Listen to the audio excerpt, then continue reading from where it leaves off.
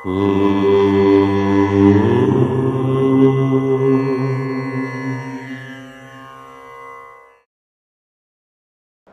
గణేశ శారదా దత్తాత్రేయ సద్గురు పరబ్రహ్మణే నమః. కుండలి కుమారి కుటిలే చండి చరాచర సవిత్రి చాముండే గుణిని గుహారిని గుహియే గురుమూర్తే త్వాం నమామి కామాక్షి. సుధర్మ ప్రేక్షకులకు మాస ఫలితాల్లో భాగంగా జూన్ నెల జ్యేష్ఠమాసం మీనరాశి వారికి ఎలా ఉండబోతోంది? పూర్వాభాద్ర 4వ పాదం, ఉత్తరాభాద్ర 4 పాదాలు, రేవతి 4 పాదాలు కలిస్తే మీనరాశి వారికి ఈ మాసం అంటే జూన్ నెల గ్రహ సంచారం కనుక చూస్తే జ్యేష్ఠమాసం అవుతోంది. మీనరాశి వారికి ఈ జూన్ నెల ఎలా ఉంటుంది? చాలా మటుకు అంటే మనకు మార్చిలో ఏర్పడినటువంటి ఈ షష్టగ్రహ కూటమికి సంబంధించినటువంటి కొన్ని ఫలితాలు ఇప్పటిదాకా కొంత ఉన్నప్పటికీ కూడా ఈ జూన్ నుంచి కొంత మార్పులు అయితే ఉంటాయి. మీనరాశి వారు భయపడకండి. లగ్నంలో శని, ద్వితీయంలో శుక్రుడు, తృతీయంలో రవి, బుధుడు, చతుర్థ స్థానంలో గురువు, పంచమ స్థానంలో కుజుడు, షష్ఠ స్థానంలో కేతువు, వ్యయస్థానంలో రాహువు. కొంత ప్రతికూలమైన పరిస్థితుల నుంచి బయటపడుతున్నారు మీనరాశివారు. కోరుకున్న రంగముల్లో ప్రోత్సాహం లభిస్తుంది. విదేశీ సంబంధాలు మెరుగవుతాయి. సాంస్కృతిక పర్యాటక రంగాల్లో విశేషంగా రాణిస్తారు. నూతన విషయాల్లో నిర్ణయాలు వాయిదా వేయకుండా ఉండటం మంచిది. కోర్టు సంబంధ విషయాలు జాగ్రత్తగా చూసుకోండి. ముఖ్యంగా వృత్తిపరంగా వ్యాపారపరంగా కొంత పోటీతత్వం అయితే మీనరాశి వారిలో పెరుగుతుంది.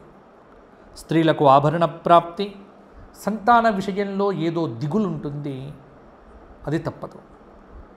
ప్రయాణాలు చేసేటప్పుడు సెల్ఫ్ డ్రైవింగ్ వాయిదా వేయండి కొన్ని రోజులు. ఆకస్మికమైనటువంటి ప్రమాదాలకు ఆస్కారం ఉంది. జాగ్రత్తగా డ్రైవింగ్ చేస్తే ఇబ్బంది లేదు, కానీ కొన్ని సందర్భాల్లో ఎదుటి వ్యక్తుల యొక్క పొరపాట్లు కూడా జరగవచ్చు అని మీకు చెబుతున్నాను. ఇష్టదేవత దర్శనం అవుతుంది. నూతన వ్యాపార ప్రారంభానికి ఈ మాసం అనుకూలంగా లేదు. ముఖ్యమైన కార్యక్రమాలు వాయిదా వేస్తేనే నష్ట నివారణ జరుగుతుంది. గృహ నిర్మాణ ప్రయత్నం కూడా ఇప్పుడు చేయకండి. వచ్చిన సంపదను, వచ్చిన ఆదాయమును కాపాడుకుంటూ భవిష్యత్తు కార్యక్రమాల కోసం దాచుకోవడం మంచిది. ఉద్యోగపరంగా కొంత శ్రమ పడితే స్థిరత్వాన్ని సంపాదిస్తారు. ఇతరుల విమర్శలకు బెదరకుండా ముందుకు వెళితే మీనరాశి వారికి బాగుంటుంది. జూన్ నెల 16 నుంచి 25వ తేదీ వరకు కొంత ఆర్థిక వ్యవహారాలు మెరుగవుతాయి. జూన్ 1 నుంచి 14 వరకు అభివృద్ధి ఉంటుంది. కోర్టు వ్యవహారాలు కూడా కొంత అనుకూలిస్తాయి. ఉన్నత లక్ష్యాలను చేరుకోవడంలో చురుకుగా ఉంటారు. కొంత కుటుంబ వ్యక్తుల యొక్క ఆరోగ్య పరిస్థితుల్లో అప్పుడప్పుడు ఇబ్బందులు ఎదురు కావచ్చు. నూతన వ్యక్తుల పరిచయాలు, వ్యాపారాలు బాగుంటాయి. సాంస్కృతిక రంగంలో గుర్తింపు తెచ్చుకుంటారు. స్త్రీలు, కళాకారులకు మంచి పురస్కారాలు కూడా లభించవచ్చు. చిన్న విషయాలకు ఆందోళన చెందకుండా స్థిరంగా ఆలోచించడం వల్ల మంచి ఫలితాలు మరిన్ని కూడా పొందుతారు. వివాదాలకు దూరంగా ఉండండి. శుభ కార్యక్రమాల కోసం ప్రయత్నాలు చేయండి. నేత్ర బాధలు కూడా ఉంటాయి ఈ మాసంలో. వివాహ ప్రయత్నాలకు కూడా ప్రయత్నం చేస్తే కొంత మేరకు సిద్ధించవచ్చు, కానీ కొంత కష్టపడాల్సి వస్తుంది. మొత్తానికి మీనరాశి వారికి మరీ ఇబ్బందులు ఉండవు, మరీ అది కాదు, భయపడకుండా ఉండండి. ఎక్కువ దేవతారాధన చేయండి. మీనరాశి వారు ప్రతిరోజు శనికి సంబంధమైన స్తోత్రము 108 సార్లు నీలాంజన సమాభాసం, దశరథ కృత శనైశ్చర స్తోత్రం, శనివారం నాడు హనుమత దర్శనం, గురువారం నాడు గోక్షేత్రంలోకి గోవులకు ఏదైనా పెట్టడం, ఇటువంటి పనులు చేస్తే మీనరాశి వారికి బాగుంటుంది.